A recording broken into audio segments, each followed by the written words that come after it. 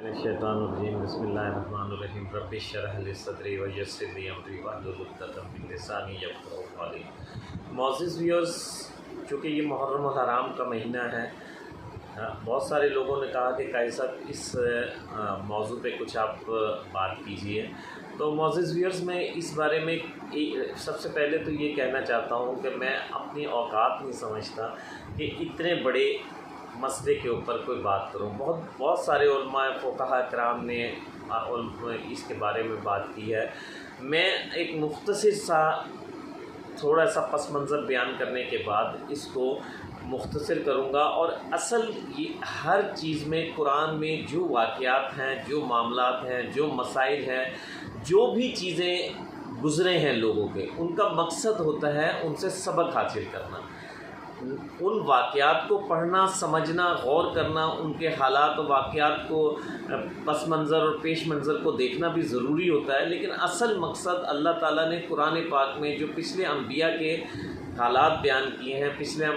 اولیاء کے حالات بیان کیے ہیں، پھر نیک لوگوں کے، بد لوگوں کے حالات جو بیان کیے ہیں، اس کا مقصد ہے ان سے عبرت حاصل کی جائے، ان سے فائدہ حاصل کیا جائے، ہدایت حاصل کی جائے۔ تو اسی طریقے سے ہم لوگ واقعہ کربلا کو بہت زیادہ ہائی لائٹ، اس کے واقعات و حالات و جو مظالم کو کرتے ہیں، ان چیزوں کو ہائی لائٹ نہیں کرتے جو پیغامات کربلا کے میدان میں حضرت امام حسین ہمیں دے کے گئے ہیں۔ اس میں آپ اس کا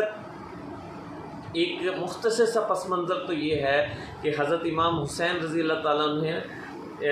یزید کی کسی بھی صورت میں خلافت قبول کرنے کے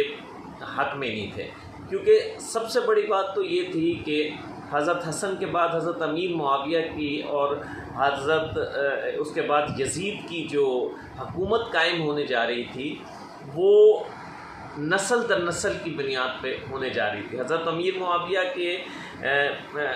صاحبزادے یزید کی حکومت، تو سب سے پہلی بات تو جو سبق یہاں پہ ملتا ہے وہ یہ ہے کہ موروثیت کو ہم نے ہوا نہیں دینی، قابلیت کو ہوا دینی ہے۔ ہمارے دین میں قابلیت کو ہوا دی گئی ہے، اور یہاں تک کہ آپ یہ سوچیں کہ آج ہماری جو سب سے بڑا نقصان کا، جو ہمارے سب سے بڑا اس ملک کا نقصان ہوتا جا رہا ہے، وہ اس لیے ہوتا جا رہا ہے کہ نسل در نسل حکومتیں تبدیل ہونا شروع کی ہیں، قابل لوگ ایلیمنیٹ ہوتے جا رہے ہیں، قابل لوگوں کو موقع نہیں ملتا، اور ہمارے ملک کا بھی یہی حال ہوتا جا رہا ہے۔ تو اصل بات یہ ہے کہ سب سے پہلے یزید کی حکومت کو نہ ماننے کا حضرت امام حسین رضی اللہ تعالیٰ عنہ کا ایک بہت بڑا مقصد یہ تھا کہ جو نسل در نسل حکومت تبدیل ہونا، خلافت تبدیل ہونا، یہ بہتر بات نہیں ہے، اس کو میں کسی صورت میں تسلیم نہیں کروں گا۔ اس میں بہت سارے سبق ہیں، جس میں اہم سبق یہ ہے کہ حکومت قابلیت کی بنیاد پہ ہونی چاہیے، حکومت عقل کی بنیاد پہ، شعور کی بنیاد پہ، تدبر کی بنیاد پہ ہونی چاہیے، نہ کہ نسل کی بنیاد پہ، نسل در نسل عصبیت کی بنیاد پہ نہیں ہونی چاہیے۔ اور یہی بات جو حضرت چاروں بڑے خلفاء کے صاحبزادگان، یعنی حضرت ابو بکر رضی اللہ تعالیٰ، عبد الرحمن بن ابی بکر، حضرت عبداللہ بن عمر، حضرت امام حسین، حضرت عباس کے صاحبزادے رضی اللہ تعالیٰ عنہ کے صاحبزادے، اور اسی طرح حضرت زبیر کے صاحبزادے، یہ پانچوں لوگ ایسے تھے جنہوں نے یزید کی خلافت تسلیم نہیں کی تھی۔ اس کی وجہ یہ تھی کہ کیونکہ اس سے نسلی عصبیت کو تقویت ملتی تھی وہ، اور دوسری بات یہ تھی، وہ میں دوسرے پروگرام میں ڈسکس کروں گا۔ پہلی بات جو اس وقت ہمارے لیے بہت بڑا ایک المیہ بن چکی ہے، وہ یہ بن چکی ہے،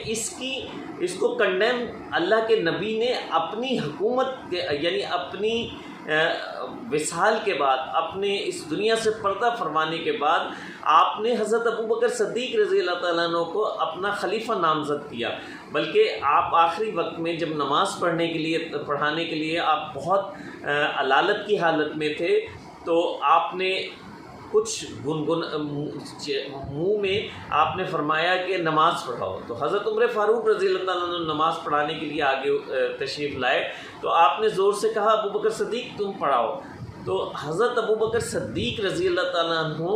کو آپ نے اپنا خلیفہ مقرر کیا۔ حالانکہ اگر نسلی طور پہ کرنا ہوتا تو حضرت علی کرم اللہ وجہہ کو کرتے، لیکن آپ نے اس عصبیت کو ختم کرنے کے لیے حضرت ابو بکر صدیق رضی اللہ تعالیٰ عنہ کو، اور اللہ کے رسول کوئی چیز بھی اپنی مرضی سے نہیں کیا کرتے تھے، اللہ سے حکم ہوتا تھا، اللہ کی مرضی ہوتی تھی، اللہ کی وحی ہوتی تھی، تو اللہ تعالیٰ کے رسول وہ کام کیا کرتے تھے اپنے۔ اور دوسری ایک بہت بڑی جو مجھے نظر آتی ہے وہ یہ ہے کہ دیکھ اللہ تعالیٰ نے، قرآن پاک کی آیت بھی ہے کہ اللہ نے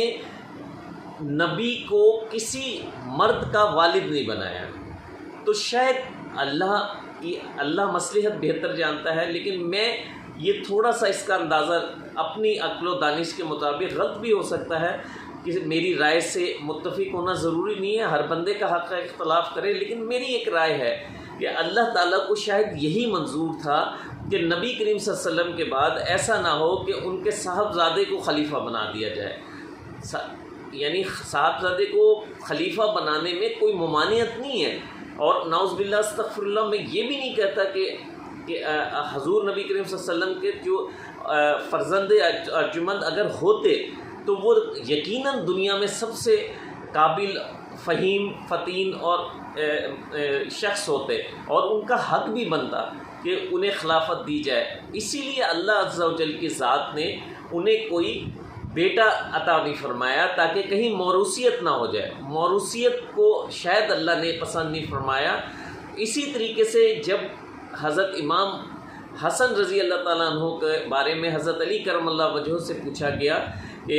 آپ کے بعد حضرت حسن کو ہم خلیفہ بنا دیں، تو آپ نے فرمایا نہ میں اس کی تائید کرتا ہوں نہ میں تردید کرتا ہوں، اگر تمہیں بہتر لگے تو بنا دیں، نہیں بہتر لگے تو نہ بنائیں۔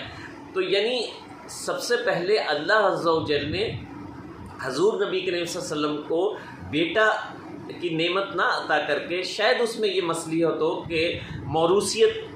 فروغ نہ پائے۔ دوسری بات یہ ہے کہ پھر حضرت علی سے جب پوچھا گیا رضی اللہ تعالیٰ عنہ سے، انہوں نے بھی حضرت حسن کے بارے میں کہا کہ تمہارا دل چاہے تو بنا لینا، دل چاہے تو نہ کرنا، تو وہ بھی موروثیت کو فروغ نہیں دینا چاہتے تھے۔ اس کے بعد جب حضرت امیر معاویہ سے شعبہ بن مغیرہ نے پوچھا کہ کہا کہ مشورہ دیا کہ اپنے بعد یزید کو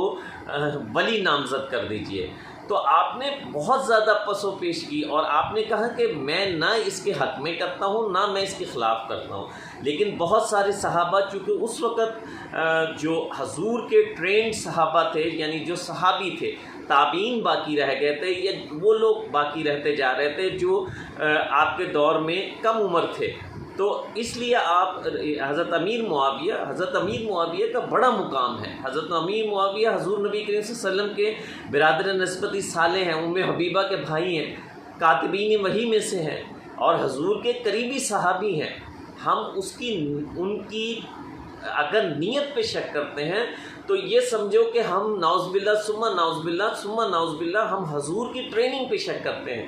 حضور کے تزکیہ نفس نہیں کر سکے اس پہ ہمیں شک ہوتا ہے، جو ہم ہرگز نہیں کر سکتے۔ انہوں نے بھی یہ کہا کہ اگر آپ چاہیں تو بنا دیں، نہیں چاہیں تو آپ لوگوں کی مرضی ہے۔ تو بات اصل یہ ہے کہ کوئی بھی چیز، کوئی بھی موروثیت ہمارے دین میں ہے ہی نہیں۔ جس سے نقصان کیا ہوا، یزید کو بنایا تو اس سے کیا نقصان ہوا کہ واقعہ کربلا موروثیت کے بنیاد پہ تو نہیں بنایا، لوگوں کے مجبور کرنے میں حضرت امیر معاویہ نے رضی اللہ تعالیٰ عنہ یزید کو ولی نامزد کر دیا، جس کو حضرت امام حسین اور 4-5 بڑے صحابہ کے فرزندگان نے تسلیم نہیں کیا، جن میں سے جب یزید ولی عہد بنا تو 2 صرف بقایا رہ گئے تھے، حضرت عباس کے بیٹے اور حضرت علی کے فرزند ارجمند حضرت امام حسین رضی اللہ تعالیٰ عنہ۔ تو اسی طریقے سے ہمارے اسلام میں بہت سختی سے موروثیت کی تردید کی گئی ہے، موروثیت کو کنڈیم کیا گیا ہے، یہاں پہ خلیفہ قابلیت کی بنیاد پہ بننے کا حکم دیا گیا ہے، قابلیت کی بنیاد پہ خلیفہ بنانے کا حکم دیا گیا ہے، یعنی جو تم میں عقل میں سب سے زیادہ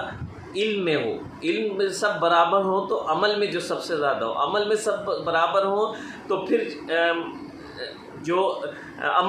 شکل میں سب سے زیادہ ہو، پھر جسم میں، طاقت میں، اسی طریقے سے بہت بڑا ایک فہرست ہے کہ اس طریقے سے جب سب برابر ہوں تو پھر کرہ ڈالے۔ تو اسلام میں تو نہ جمہوریت ہے اور نہ موروثیت ہے، بلکہ خلافت کا تصور ہے، اور خلافت کا تصور بھی یہ ہے کہ حضرت ابوبکر صدیق رضی اللہ تعالیٰ عنہ جب خلیفۃ المسلمین بنے تو صرف ایک شخص آپ کے خلاف، آپ کے اس میں خلاف کھڑا ہوا، اور اس سے پوچھا گیا کہ آپ کو کیا حضرت ابوبکر صدیق رضی اللہ تعالیٰ سے خلیفہ بننے سے اعتراض ہے؟ تو آپ نے فرمایا، اس نے کہا کہ ہمیں یہ حضرت ابوبکر صدیق رضی اللہ تعالیٰ بہت نرم دل ہیں، اور حاکم ہونے کے لیے سخت دل اور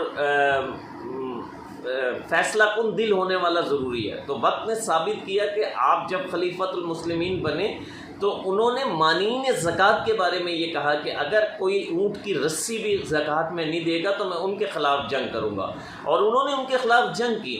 کیونکہ مومن کا یہ ہے جس سے